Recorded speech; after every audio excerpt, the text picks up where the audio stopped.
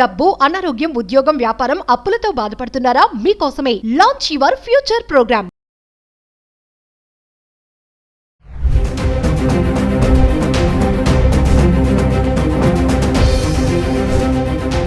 నమస్తే, welcome back to Suman TV. Present మనతో పాటు ఉన్నారు motivational speaker, public speaker, family counsellor Rajani Ramma గారు. నమస్తే మ్యామ్. నమస్తే నవీన. మేడం, మనం కొన్ని వీడియోస్లో మాట్లాడుకున్నాం, మామూలు వైఫ్ అండ్ హస్బెండ్ వీడియోస్ కానీ, ఉమెన్స్ గురించి కానీ, మెన్స్ గురించి కానీ చేస్తున్నాం. నా టాపిక్ ఏంటంటే, మామూలుగా గొడవ పడినప్పుడు, భార్య భర్త గొడవ పడినప్పుడు ఆడవాళ్ళదే పై చేయి ఉంటుంది. అంటే ఆడవాళ్ళు గొడవ పడేటప్పుడు కరెక్ట్గా వాదిస్తారు, వాళ్ళది మా తప్పు ఏమీ లేదని అంటారు. ఆ టైంలో వాళ్ళు నిర్ణయాలు కూడా కరెక్ట్గా తీసుకుంటారు గొడవ పడినప్పుడు అని చెప్పేసి రిలేషన్షిప్ సైకాలజీ స్టడీస్లో కూడా తేలిందంట. అంటే ఇది ఎంతవరకు కరెక్ట్ అంటారు? అంటే ఇది సాధారణంగా నేను చెప్తున్నా, సాధారణంగా జనరల్గా ఇంట్లో గొడవలు జరిగినప్పుడు ఇది కరెక్టే. అయితే ఇప్పుడు కండిషన్స్ చాలా మారిపోయినాయి కదా బయట. ఆ మారిపోయినప్పుడు అది కరెక్ట్ అని కూడా చెప్పలేం. ఇప్పుడు ఎక్స్ట్రా మ్యారిటల్ అఫైర్స్ ఉన్నాయి, లేకపోతే ఇంకోటి ఇవన్నీ కూడా కరెక్టా? మరి సంసారంలో ఎన్ని గొడవలు వచ్చినా సరే, ఎన్ని బాధలు ఉన్నా సరే, కట్టుబడి వివాహ బంధానికి, పిల్లలు పుట్టినందుకు ఆ ఫ్యామిలీ బాండ్కి కట్టుబడి తను అడ్జస్ట్ అయ్యి ఉండాలి. భర్త అయినా సరే, అంటే ఇక్కడ లేడీస్ గురించి అన్నారు కాబట్టి చెప్తున్నాను. మరి అక్కడ తను ఎలాంటి నిర్ణయం తీసుకుంటుంది? తన దారి తను చూసుకుంటుంది కదా. మరి అలాంటప్పుడు అలాంటి సందర్భాల్లో ఇది రాదు. కానీ జనరల్గా ఒక నార్మల్ హౌస్ వైఫ్స్ భర్తలు గొడవ పడినప్పుడు మాత్రం ఇది కరెక్టే. ఎందుకంటే ఇక్కడ నార్మల్ హౌస్ వైఫ్ అని నేను చెప్తున్నాను, సఫరింగ్ అంతా కూడా హస్బెండ్ నుంచి ఉంటుంది అక్కడ. అవునా కాదా? ఎస్. ఏది ఒక చిన్న ఎగ్జాంపుల్ చెప్తా. వచ్చేటప్పుడు ఏదో ఫలానా వస్తువు తెమ్మంటుంది, కూరగాయలో, దేవుడికి ఏదో పువ్వులో, కొబ్బరికాయో, అరటిపళ్ళలో, లేకపోతే పిల్లలకి సంబంధించిన నోట్బుక్స్, పెన్సిల్స్, ఏదో ఒకటి చెప్పింది. చెప్పినప్పుడు అది చెప్పటం అనేది తన బాధ్యతే కదా. 50% ఆఫ్ రెస్పాన్సిబిలిటీ. ఇంకొక 50% ఎవరిది? హస్బెండ్దే ఉండాలి. ఉన్నప్పుడు చెప్పటం అనేది తన బాధ్యత. పిల్లల దగ్గర ఏం కావాలనేది తెలుసుకుంది, ఇంట్లోకి ఏం కావాలని తెలుసుకుంది, అవి తెలియజేయాలి, కావాలి అనేది అంతవరకే తన బాధ్యత. ఎందుకంటే తన ఇంట్లో ఉంటుంది కాబట్టి. మరి భర్త అనేవాడు ఆ దారిలోనే వస్తాడు. నేను ఈ దారి అని స్పెసిఫిక్గా చెప్తున్నా చూడండి. ఆ దారి నుంచే వస్తాడు, అవన్నీ దొరికే దారిలో నుంచే వస్తాడు. భర్తకి పని అప్పచెప్పటంలో వన్ ఆఫ్ ద రీజన్ అది కూడా భార్యకి ఆ రూట్లో నేను వస్తావు కాబట్టి తీసుకురండి అని చెప్తుంది. ఇలాగే మాట్లాడుతుంది.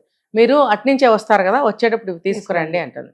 ఒకవేళ ఇంటి వస్తువులు అయితే ఓకే, పిల్లల పుస్తకాలు అయితే మళ్ళీ 2 సార్లు హెచ్చరిస్తుంది.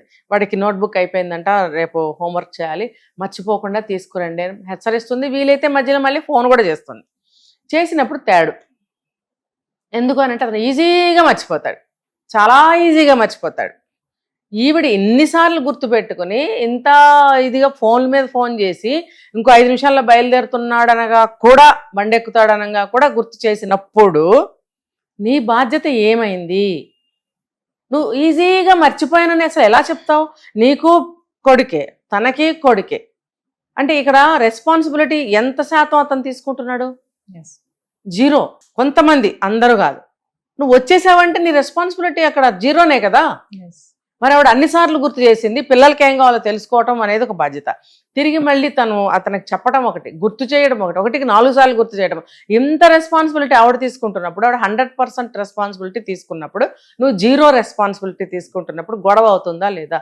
అక్కడ వాదనలో ఆమెది కరెక్ట్ అవుతుందా అవదా? ఎస్.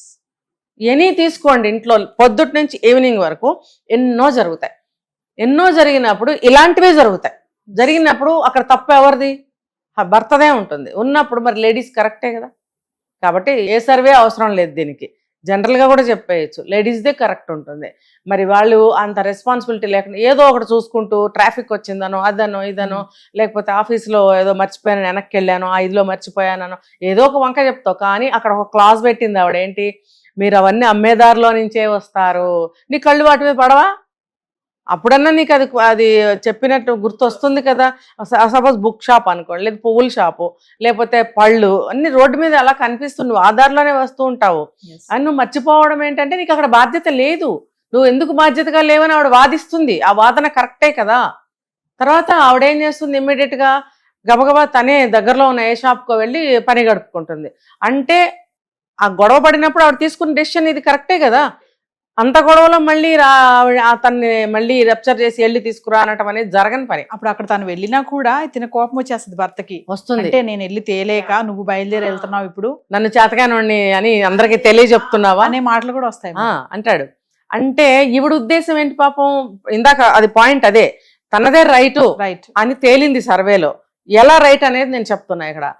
తన ఆలోచన ఎలా ఉంటుందంటే, ఇంత గొడవ అయింది కదా, నేను మళ్ళీ వెళ్ళి తీసుకురా అంటే మళ్ళీ కోపం చేస్తాడేమో అని రైట్ వేలోనే ఆలోచించింది తను. కాబట్టి లేడీస్ రైట్. కానీ నువ్వది అర్థం చేసుకోకుండా నన్ను వేదం చేసావా, చూసే వాళ్ళకి నేనేం చేతగాను చేయనని నిరూపించడానికి నువ్వు ఇలాగా చేస్తున్నావా అని అంటాడు. అతని ఆలోచన తప్పేగా. అది ఎందుకు అర్థం కావట్లేదు మేడం. నిజంగా చిన్న లాజిక్ ఇది కదా. ఇప్పుడు మళ్ళీ చెప్పితే మళ్ళీ కోపం వస్తుంది తనకి, తను వెళ్ళిపోతుంది. కానీ అక్కడ నిజంగా చాలా మంది మేడం 100% 70 కానీ 80% మంది ఇలాగే ఆలోచిస్తారు. నేను జాతకాన్ని వాడినా, ఇన్ని చేస్తున్నాను కదా, నేను తేలేనా, ఇప్పుడు నువ్వు బయలుదేరి వెళ్ళాలా, ఇలా ఉన్న పలంగా నువ్వు వెళ్ళి తీసుకురావాలా, పిల్లలు ఏమనుకుంటారు, వాళ్ళ ముందు నన్ను ఎదవని చేస్తున్నావా, నన్ను చేతకాని ఉండి, ఇన్ని మాటలు వస్తాయి. ఖచ్చితంగా. ఇంకొకటి ఏం తెలుసా, ఆవిడ ఉక్రోషంతో ఇతనికి చెప్పడం కంటే నేనే చేసుకోవటం మేలు అని ఒక నిర్ణయం తీసుకుని వెళుతుంది. రెండు అందులో ఇందాక చెప్పుకున్న ఒకటి, ఇప్పుడు ఇది ఒకటి. అంటే రెండు విధాలా కూడా ఆవిడే రైట్ కదా.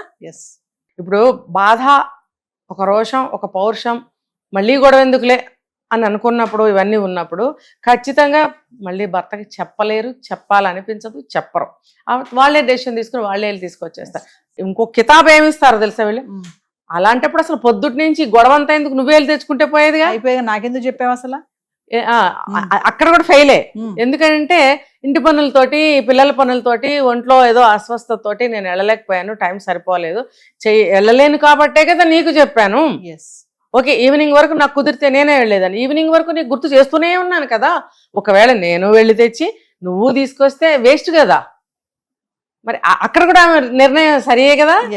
గుర్తు అన్నారు చూసారు మేడం, ఇక్కడ కూడా కోపం వచ్చేస్తుంది భర్తలకి. ఏంటంటే నాకు ఇన్నిసార్లు నువ్వు గుర్తు చేయాలా, నాకు తెలీదా, ఒకసారి చెప్తే ఎప్పుడంటారంటే ఫోన్ చేసినప్పుడు చెప్తారా, చివరికి తుస్తే అంతే, మళ్ళీ మర్చిపోతారు కదా.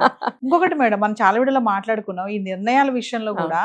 ఎందుకు భార్య చెప్పే సలహాని కానీ, అంటే అందరు భార్యల గురించి కాదులేండి, కొంతమంది అయితే ఉన్నారు కదా మంచి సలహాలు ఇచ్చే భార్యలు ఉన్నారు కదా, ఎందుకు తీసుకోరు?